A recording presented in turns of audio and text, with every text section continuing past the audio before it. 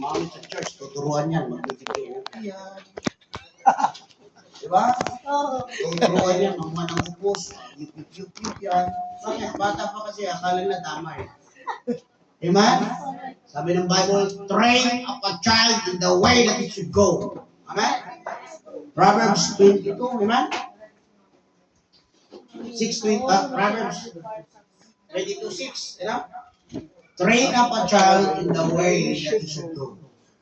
Kaya yung mga may bata pa lang, turuan nyo kung paano nila mahalin ng Diyos, awitan ng Diyos, sambahin ng Diyos, paglingkuran ng Diyos. Bakit? In the way that he should go, hanggang lumalaki yan, mamalo nila. Amen? Hindi na sila alis dyan, dahil alam nila, ang Diyos ay kanilang tagapagligtas at dapat lang at tama lang na paglingkuran. Amen? Ano sa Bible natin? So, nakakatuwa po. We are praying. Makinig kayo mabuti. We are praying sa mga bata. Dagdagan po natin yung mga bata. Every Sunday, mayroon tayong feeding. Ano? Sa ngayon, ay ilan yan. Ang feeding ko ay pwedeng maglugaw tayo. Amen? Tapos, pagka maraming lugaw, konti ang bata, pati tayo, kain tayo. Di ba? Pwedeng mag-ano lang muna tayo ng basta feeding, every Sunday dapat meron. And then Saturday, yung mga tinuturuan ng bata, feeding pa rin tayo. Bakit? Yun ang ating prayer, mag-pray tayo ng sponsor. Amen? Yung tama ang puso. Mamaya dyan, kikwintahin nyo yung mga pinambili natin pang lugaw.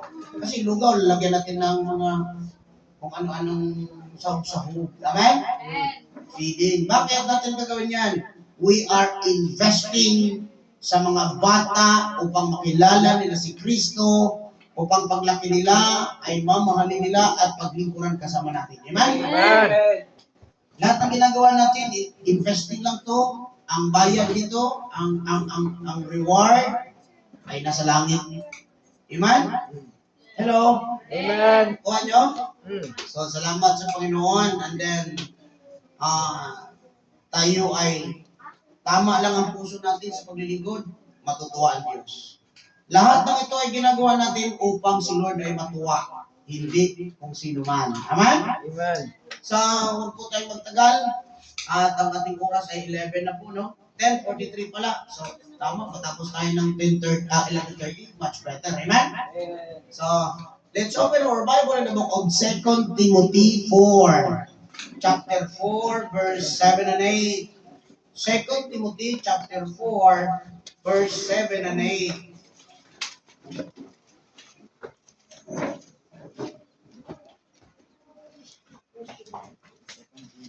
Second Timothy chapter 4, verse 7 and 8. Tayo po ay huling Sunday na ng 2025. Amen? Amen. So, ang ating pong pamagat, ng ating pong mensahe is, let's finish. Amen? Hello, nakinig ba kayo? Amen. 2 Timothy chapter 4, verse 7 and 8.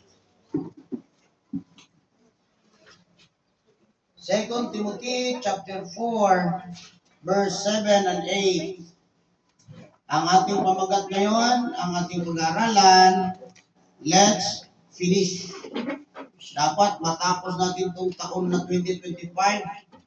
Amen? Na-satisfy, puno ng pagpapala, puno ng kagalakan, at puno ng pagpapasalamat sa Diyos. Amen? Hello? Alright, sabay-sabay natin basahin. Chapter 4, verse 7 hanggang 8. Ready, begin. I have fought a good fight. I have finished my course. I have kept the faith. Henceforth, there is laid up for me a crown of righteousness, which the Lord, a righteous judge, shall give me at the day, and not to me only, but unto all them also that love his appearing. Tandaan nyo mabuti. Kung ikaw ay nagpapatuloy sa paglilingkod sa Diyos na hindi kayo umaalis, lagi kayong naglingkod sa Diyos, mayroon kayong matatanggap sa langit, crown of righteousness. Amen? Kaya huwag tayong tumigil. Let's finish this year na maayos. Amen? tayo manalangin. Dakilang Ama, Diyos na makapangyarihan, Lord, control me. Control the situation. Control the weather, Lord. Control the congregation. We need your power, O God. We need your presence. Panginoon, use me as your mouthpiece. Patawad, Lord, sa aking mga kasalanan. Panginoon, help me, Lord. And then my preach, Lord, nothing but the word of God. At maluwalhati na may taas ka ako. Panginoon, mahabag po kayo. Mahabagan niyo po ako, gamitin mo ang Panginoon. At ang mga tagapakinig, Lord, ay niyo po kausapin. I-touch niyo po ang kanilang puso't isipan, ang kanilang kaunawaan. Kahit sa simple lang at yan ang pagpaliwanag, ang deliver ng iyong mga salita, maintindihan ito. Bless you po, maging sa mga bisita, sa ngalan ni Jesus. Amen. Pinag po. Let's finish. Amen? Wala yata akong kausap ha. Amen. Makinig kayo dahil preaching na. Ang ating pong pinag-aaralan, ang nakita natin, sabi ni Pablo, ito po yung pagtatapos na ng buhay niya bago siya pugutan ng ulo. Amen? At alam natin, kung mayroon bang hindi nakakalam, si Pablo, Apostle Pablo po, ito po yung time na nasa kulungan siya at bibitayin or iba kasi ang bitay doon. Nakaganon ka sa patas, may palakol malaki.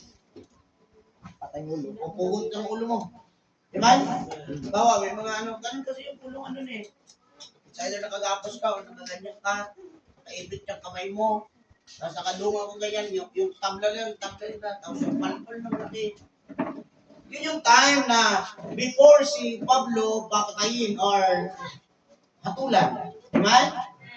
Sa dami ng kanyang ginawa sa ministry ng Diyos, sa dami ng pagsubok bilang Kristiyano, sa dami ng ang buhay niya ay nagiging nailagay sa panganib, sa dami niyang kanyang naranasan, at ang lahat ng yan ay ibinigay ng pagluwalhati sa Diyos.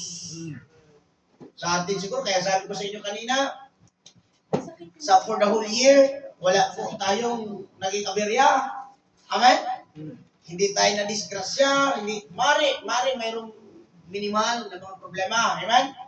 May mga pagsubok, natural. Natural po sa Kristiyano. Whether you like it or not, Kristiyano man o hindi, naglilingkod ka man sa Diyos o hindi, may pagsubok pa rin ang buhay. Amen? Amen. May mga pagkukulang, may mga problema. Lahat yan ay dinadanas natural sa tao. But thank God, we are Christian, na kahit sa dami ng ating mga dinadanas sa mga problema, ang Diyos nasa sa ating kalagitnaan. Amen? Amen. So, sabi ng Bible, I have fought a good fight. Tandaan niyo po, for the whole year. Kumusta ang paglilingkod natin sa Diyos? Masasabi mo ba, Lord, I have fought a good fight. Panginoon, na paglilingkod ko sa buong taon, sigurado ako, nakita mo, Panginoon, yung puso ko na naglilingkod ako ng tama. Makinig tayong mabuti. Sa bawat paglilingkod mo, alam ng Diyos ang motibo at puso mo. Lahat yan ay susubukin ng apoy. Pag nasunog yan, abo. Ibig sabihin, mali ang iyong motibo. Pero kung nakita ng Diyos na puro at totoo sa puso mo ang iyong paglilingkod, God will reward you in heaven. Diba? Hindi man kayo gumagawa para kay pastor. Hindi man kayo kayang pagpalain ng pastor. Pero ang pastor, ikaw ay may Diyos na kaya magpala sa lahat ng iyong ginagawa. Kaya nga sabi kanina, lahat na ay ikaw man ang kumakain, ikaw na ay uminom, whether you drink or eat or whatsoever you do it for the glory of God. Amen. Dapat yun sa kaluwalhatian lang ng Diyos at kapurihan. Amen? Amen. Sabi ng Bible, I have fought a good fight. I have finished my course. Finish my course. Tandaan niyo mabuti. Dahil maraming Kristiyano hindi nakapagpatuloy. Hindi na-finish. Amen? Maraming mga Kristiyano naglilingkod sa simula lang. Hello? Amen. Pero nung magpatuloy na, hindi nakapagpatuloy, umalis na rin sa church. Amen? I have kept the faith. You cannot finish the course if you cannot keep the faith of God. Hindi po makapagpatuloy. Lahat pong ating pananampalatayang ito ay lahat pong nangyayari sa buhay mo ngayon. Nakapagpatuloy tayo sa biyaya ng Diyos, sa kapaglilingkod ng Diyos, dahil sa pananampalataya. Hindi man tayo magkakilala kung walang Kristo eh. Amen? Amen. Ako'y taga Mindanao lang ang napunta sa lugar na ito, hindi ko man kayo kilala. But because of the faith of my faith, because of Christ, nakilala ko kayo. Amen? Amen. Kaya nga, sabi ng Biblia, henceforth, there is laid up for me a crown of righteousness. Tandaan niyo po, yung mga nagpapatuloy, may crown of righteousness sa langit. Amen? Amen? Amen. Which the Lord, the righteous judge, shall give me at that day, and not to me only, but unto all them also that love his appearing. Matinin mo alam, dumating si Kristo, nandun na tayo sa langit, kinuha na tayo. Magbibigayan ng crown. Hello? Nasa langit ka na rin. Anak ka ni Lord, tumanggap ka. Kaya lang, hindi ka naglingkod ng tapat sa Diyos. Pagdating mo sa langit, imaginin mo ha. Alam ni Lord, ang ginawa mo sa lupa. Nagbibigayan ng crown kasi ikaw wala. Tawag ng pangalan. James Masol. Oh, diba? May crown. Ba, sa lahat ng glory lang, nandun. Bakit sila may crown? Wala man ako. Okay? Baka hindi ka naging tapat. Number 1, let's finish faithful. Amen? Let's finish faithful.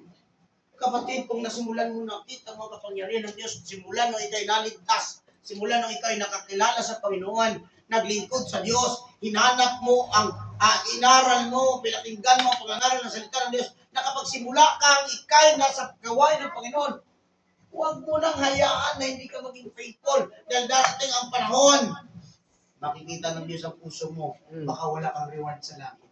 Amen. Patapos na ang taon, are you faithful enough to serve God? Amen? Faithful ba tayo? Masasabi ba natin na, Lord, tama itong paglilingkod ko, faithful na ako dito? Amen? Ang Diyos lang ang nakakaalam sa iyong puso't isipan kung ikaw ay matapat, kung ikaw ay faithful. But the Lord says, let us finish the course faithfully. Amen? Amen. Kailangan po natin matapos itong taon. Pag bulay-bulayan mo, Lord, faithful ba ako itong nakaraang taon? Baka kulang po ang aking pananampalataya. Kulang po ako sa faithfulness. Hindi ako naging involved sa church. Panginoon, this year, 2026, gamitin mo ako maging faithful, maging involved sa gawain. Amen? Amen. Nakuha niyo po? Let us finish faithful. In Revelation chapter 3 verse 3. Revelation chapter 3 verse 3.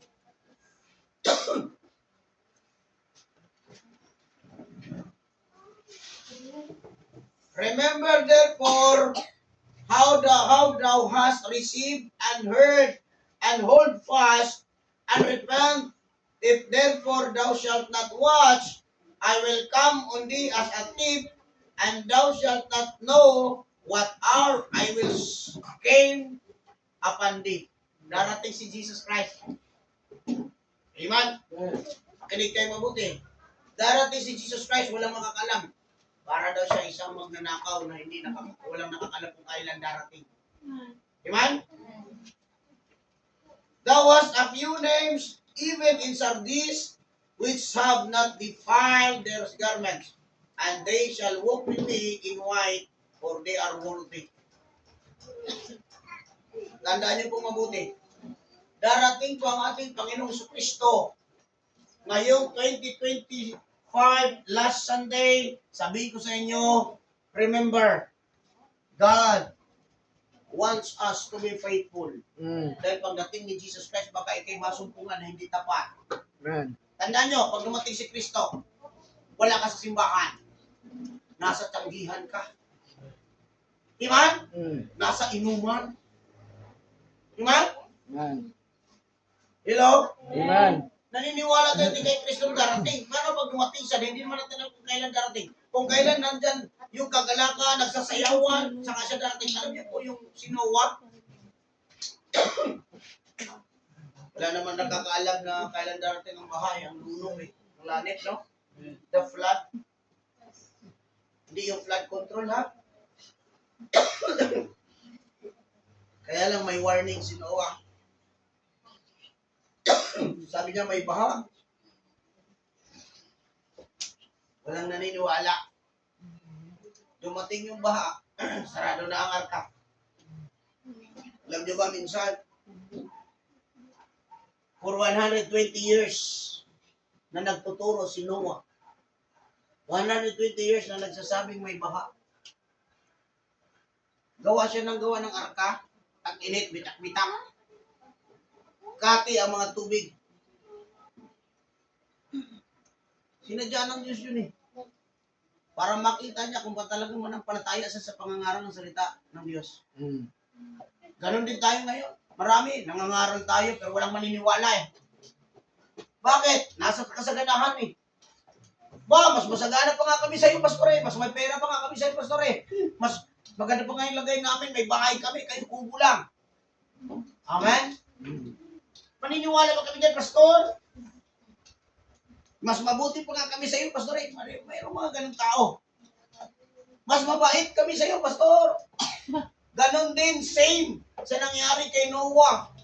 Si Noah, sinabihan, baliw ka, Noah. Bitak-bitak ang lupa. Kati ang tubig. Walang kaulan-ulan. Kung nagtatayo ka ng arka.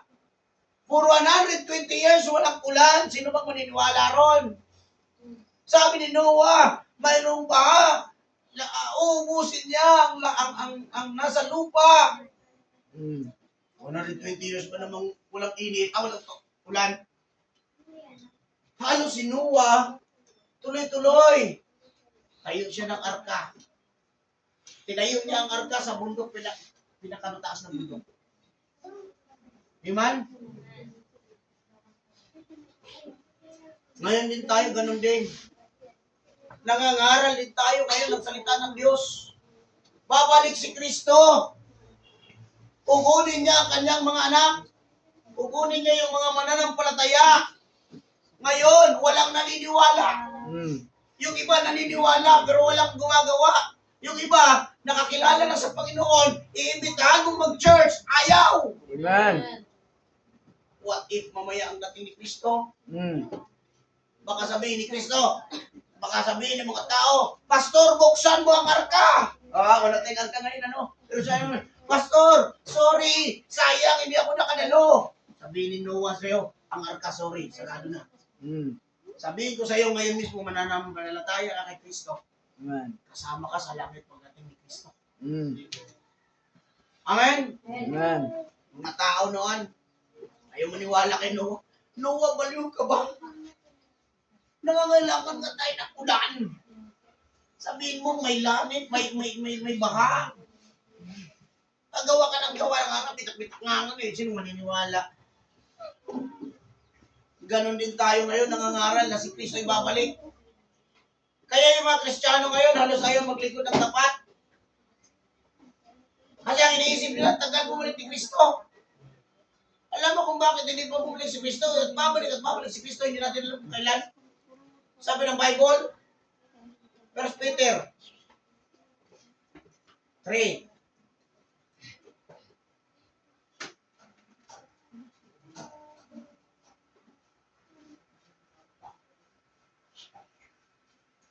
First, then, second. Tignan natin ha.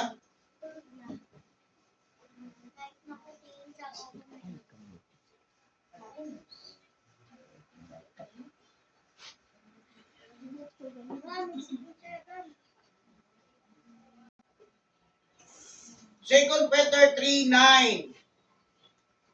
The Lord is not slack concerning His promise. Hindi ho nagiging pabaya ang Diyos sa kanyang promise. Amen? As some men count slackness. Tagal naman ni Kristo. Sabi, malapit ang bumalik si Kristo. Sabi niya, hindi po pabaya si Lord. Babalik at babalik siya. Hindi mo lang alam, hindi natin alam. but is long suffering to usward, not willing that any should perish, but that all should come to repentance. Tandaan niyo mabuti. Marami na po palatandaan na si Kristo ay babalik na, darating na. Sabi niya may bagyo, dumating man ang lindol, gera sa bansa, kapwa bansa,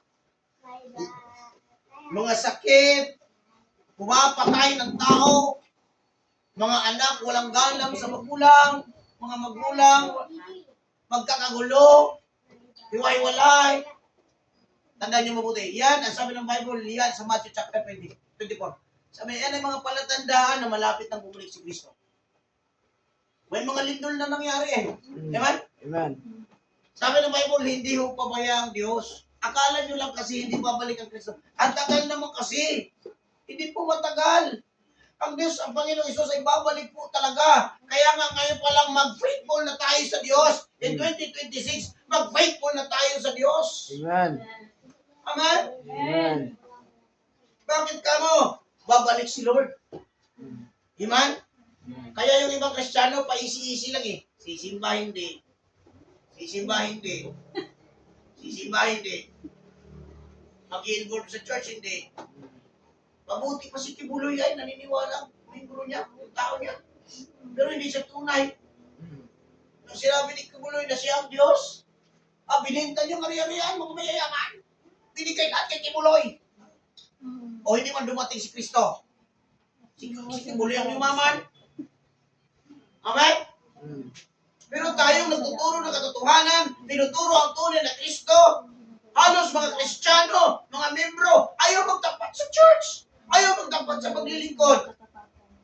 Amen? Ano ang tinuturo natin, hindi pambubula. Tinuturo natin Bible. Amen. Amen? Mm. Sabi ng Bible, babalik si Kristo. Amen? Ang Diyos hindi po siya pabaya. Hindi lang talaga siya bumalik pa dahil ayaw niya na maraming magpunta sa impyerno. Ibig sabihin, kailangan marami pang makakilala sa Diyos dapat. Amen? Amen. In verse 14, wherefore, beloved, seeing that ye look for such things, be diligent that ye may be found of Him peace, without spot and blameless. May mga Kristiyano, marami pang kapalpakan. Amen? May mga Kristiyano, hindi pa faithful, kaya hindi pa bumalik si Kristo, dahil totoong babalik siya, pero hindi pa siya bumabalik. Alam mo kung dahilan? Marami pang hindi nakakilala sa Ebanghelyo. Ito bang konsepsyon? Marami na bang naligtas? Wala ka tayong membro rito? Amen. Amen? Amen. Ito bang bagakay? Bigaho? Kaya hindi pa bumalik si Kristo? May kapitbahay pa tayo. Amen. Amen? Amen. O, matay lang kayo din. Amen? Amen. Buti na lang sila, walang kapitbahay. Amen? Tandaan niyo kung mabuti, babalik si Kristo. Pagbalik niya, kailangan makitaan ng faithful. Amen? Kaya dapat si Tintin, faithful, makita ni pagbalik ni Kristo, ano? Anak, Raymond, Tintin, dapat faithful. Amen? Amen. Ngayon, salamat sa Diyos, may daladala na siyang bunga. Sana magpatuloy si Janelle, no? Bakit? Isa sa pinakamagagalak niyan yung nag-invite sa'yo. At ang pinaka-nagagalak na nandito ka, si Lord. Amen. Sabi ng Luke 15:10, isa lang na kaluluwa nagsisi, bumalik sa Panginoon. Ang libong anghel na nagtutuwa talaga siya namin. Amen? Kaya masaya kami pag may mga bisita tayo because we are answered prayers. Sabi ko, Lord, linggo-linggo, may kami bisita. Kaya answered prayer kayo sa amin, Janelle. Patuloy kayo, John Ray, you know? Amen? Amen. I have fought a good fight. I have finished my course. I have kept the faith. Tandaan niyo po, let's finish faithful. Lord, sa taon 2025, hindi po ako ganun ka-faithful. May mga palpak po ako, Lord. May mga kakulangan. I hope and I pray, God, sa 2026, ngayon pa lang, simulan ko, maging tapat na po ako sa iyo. Masarap kayang ganunin mo si Lord. Amen. Mamaya sa invitation, manalangin ka, sabihin mo, Lord, gusto ko pong maging faithful. ayon sa iyong salita. Ano ba yung faithful? Yung sumusunod ka sa Diyos, sa Bible talaga ang buhay mo, yun faithful yun. Kung ano sabi ng Bible, yun ang sinusunod mo. That's faithfulness. Sabi ng Bible na umattend, umattend. Sabi ng Bible na mag-invite, mag-invite. Sabi ng Bible mag-prayer meeting, mag-prayer meeting. Lord, hindi po ako faithful. Wala akong prayer meeting. Wala akong Sunday morning, Sunday afternoon. Kailangan sa 2026, faithful na po ako. Masumpungan mo akong tapak. Amen. Amen. Mm. Ang sarap kaya na sa 2026, na Sunday na ngayon eh. Sa 2026, may Sunday morning ka, may Sunday afternoon ka, may prayer meeting ka. Lahat yan, in attendance, in time, in tithes. You are faithful in the Lord. Amen. Amen. Hindi ako galit ha. Kunti lang na punit. Amen. Faithful kasi pinag-uusapan. Mm. Amen? Amen. Kaya kailangan, ngayong 2026, ngayon pa lang, last Sunday of 2025, sabihin mo sa sarili mo, Lord, ang dami ko pagkukulang. Mm. Dami ko kapatpakan. Hindi nga ako nakapagdalo ng maraming business, Lord. Ang dami kong absent. Sa 2026, Lord, tulungan mo naman ako, Panginoon. Na lahat yan, kung maaari. Hindi ko umabsent, Lord. Mm. Gusto ko, Lord, tulungan ko. Maging katulong ako dun sa gawain. Kung ano ginagawa ng mga nandun sa mga kapatid ko, gagawin ko rin. What kind of faithfulness? Napakasarap. Amen. Amen? Amen. Kung di nyo na-experience sa 2025 na mag-prayer meeting, experience nyo ang saya. Ang taong may pagmamahal sa Diyos na kasamang mananalangin. Amen? Sunday morning, sabi ng iba, yung mga tao, mga Kristiyano dumadalo ng Sunday morning, ano lang yon, may respeto lang yan, nagmahal lang yan ng pastor. Kasi nahihiya, baka umabsent. Kaya naman kay pastor, bumisita pa. Yung Sunday morning at Sunday afternoon, mahal nila yung church. Amen? Amen. Yung dumalo ng prayer meeting, may Sunday morning, Sunday afternoon, prayer meeting, yan ang nagmahal sa Diyos. Amen. Bakit? Kasi may Sunday morning, may Sunday afternoon, may prayer meeting. Kapatid, gusto ko sabihin sa inyo, let's finish faith. In the whole year 2026, start faithfully. Amen? Mm. Number 2, let's finish graceful. Let's finish graceful. Kapatid, sabi ng 2 Peter 1, 2 Peter chapter 1. Tapusin natin ito na may biyaya, mabiyaya. Amen? Amen.